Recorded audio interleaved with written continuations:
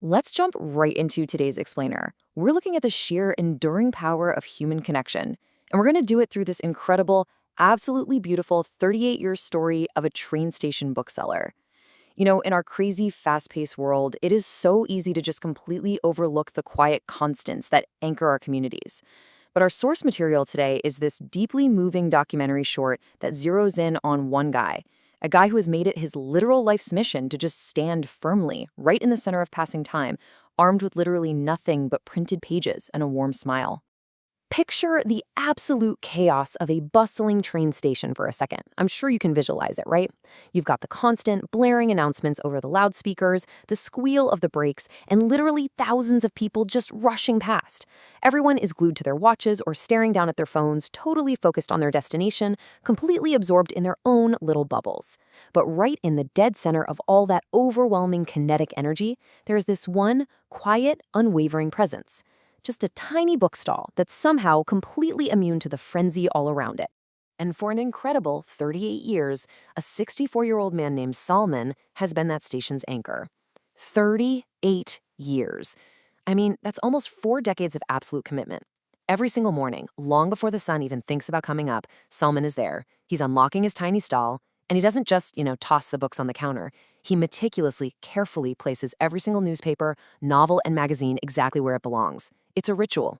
It's this profound act of dedication to the sea of people who are about to flood through those station doors. Moving into Section 1, 38 years at the station, a lifetime among the commuters.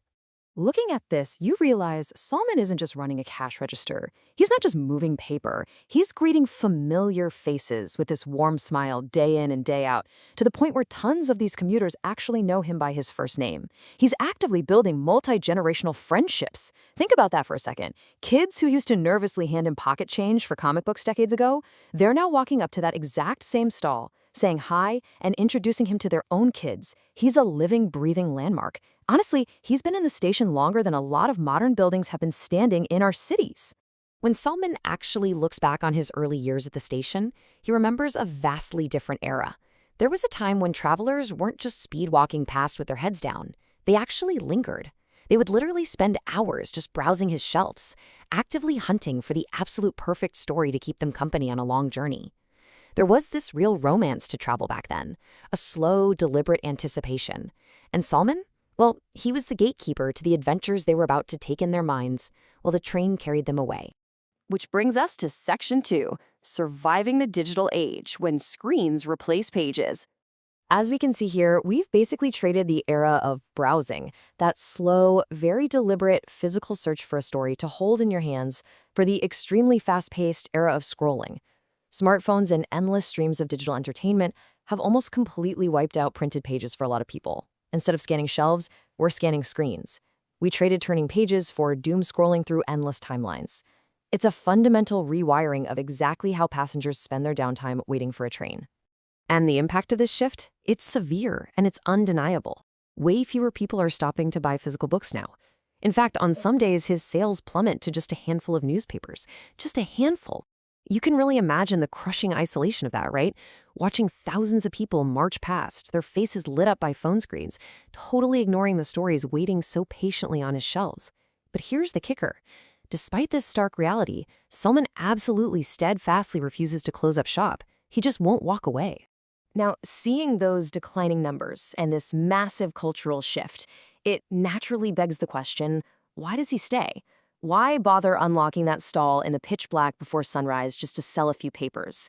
When the world has clearly moved on and it makes basically zero logical or financial sense, what is the anchor keeping this man tethered to this train station?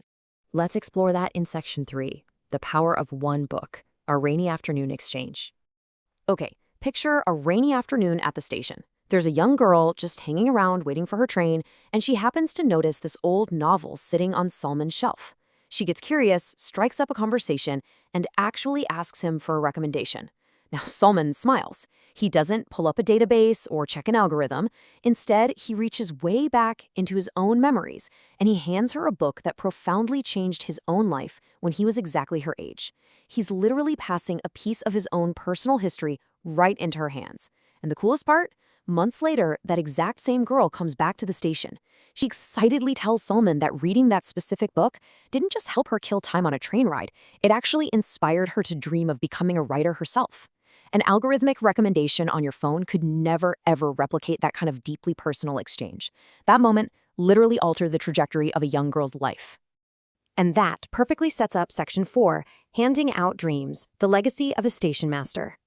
Hearing that this young girl now wants to be a writer proves something incredibly important to Salman. It shows that even in this rapidly changing, totally screen-dominated world, stories still possess the raw power to completely transform lives. The magic of a really good story, when combined with genuine human connection, is completely untouched by the digital age. The media might be shifting, the crowds might be staring at glowing rectangles, but the human soul, it still hungers for that transformative spark. As the documentary winds down, the last train finally disappears into the night and the station gets real quiet. Salman starts his nightly routine of closing up the stall. And in the quietness of that moment, he just beautifully sums up his life's true purpose with this absolutely unforgettable quote. "People think I sell books, but I have spent my life handing out dreams." Wow.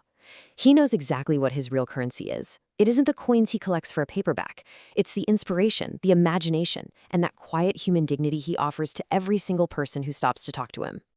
As we wrap up this explainer, I want to leave you with one final thought. In a world that's increasingly run by algorithms and endless, mindless scrolling, who is handing out your dreams? Where are you going to find that deep, personal inspiration and genuine human connection? Salman's 38 years at the station challenge every single one of us to look up from our devices, actually engage with the world around us, and maybe, just maybe, find the magic waiting patiently on a dusty shelf or in a warm smile. Thank you so much for joining me to unpack this amazing story today. And hey, I highly encourage you to go out and find those quiet anchors in your own communities.